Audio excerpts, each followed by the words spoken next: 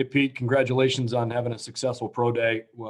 Give us an idea of the last couple months, what life's been like for you leading up to this moment, and how you felt maybe you performed today compared to your expectations.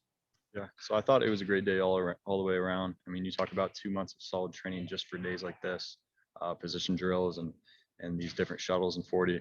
But I was actually out in Pensacola training at EXO, so I was actually with Trey Sermon and Baron Browning, so it was a good time seeing them. But it was all focused. It was hard work. It was grind with your diet. But I thought I came out here and used those days of those months of training well, and thought I had a great day.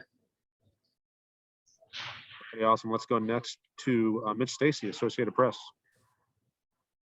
Hi, Pete. Your old coach is in the NFL now. I heard that he was at Pro Day today. Did you get a chance to talk to him? Yeah, I did. I talked to Coach Davis. A lot of the linebackers did as well. But we were just picking his brain. He's a great resource to have, being so close with him. But it was good seeing him, good talking to him, and very, very excited I got to talk with him.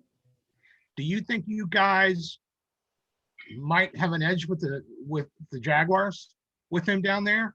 He knows who you guys are, right? Yeah. I think we do, just because he's seen all our work. He knows the culture here at Ohio State. He knows how we work. So I think that him seeing us today in person kind of it clarified it for the rest of his staff. So I do think we might have an edge, but although you never know. Thanks, Pete. Next up, let's go to Austin Ward. Austin. Pete, when you go through these meetings, how much conversation is there about different positions, and where do you think teams view you best at the next level? It depends. It's usually either inside the box or outside, and they got different names for different positions. So either at that Mike or Will spot or Sam. I mean, there's so many different names after talking to so many different teams. But at me personally, I like being in the box this past year, but I know that I'm very good at playing in space. So whatever fits the defense is kind of where I'd like to be.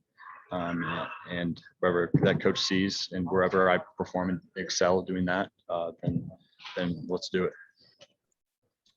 Next up, Tim May. Tim. Thank you, Pete. What are the couple of the most frequent questions you've gotten from NFL folks over the last couple of months? Any interaction you've had? And then number two, what would be that one game if you had them to watch you in one game display your skills? What game would that be from the last couple of years? Got it. I'm gonna have to first say that it was Indiana this past year. I thought I did a great job in coverage as well as fitting up the run. But I'd say that's probably my best game. And then I throw Clemson in there as well, being a great tackler, tackling in space, and just kind of showing out, doing that. I thought I did well in those two games. And you're saying the most frequent question I'm asked? Is that? Yeah. Yes. Okay. Yeah. The most frequent or one or two questions you're getting asked. Okay. So a lot of it depends on who you talk to. If you're talking to coaches, you're talking a lot of ball, talking a lot of film. They'll usually throw out a defense for you, and you got to go explain it to them. But a lot of scouts like to know your personality, so I have to explain personality all this time, and maybe some adversity moments. But it depends on who you talk to. You're either talking ball, or you're talking about yourself, or talking in front of head coaches, GMs, where you really got to stay on top of your stuff. So those have been great, but kind of ready for it to move on as the draft is now our next focus. All right, I got time for just a couple more. We'll go to Nathan Baird. Nathan. I actually want to ask about one of your teammates, if I could. Justin Hilliard was a guy that had contributed a lot kind of behind the scenes and been a captain and things like that. And it wasn't until really kind of towards the end of the season that he started to break through as like people thinking of him as an NFL prospect. Did you guys see that from him all along, if he got the opportunity from a health standpoint, or did you sort of see it at the same time that there was this sort of surge late in his career? I wouldn't say there was a lateness for us. I think we saw it at the start that he had a lot of talent, and he was battling a lot of injuries, but when he got the chance, he showed out. And it was nice having a healthy Justin Hilliard there with us, because he's proven to excel and do very well on the field, and just what he did the past games of the season, and what he showed out today, and how he's worked and grinded these past few months. I think he's a great player, and obviously well-respected player on our team.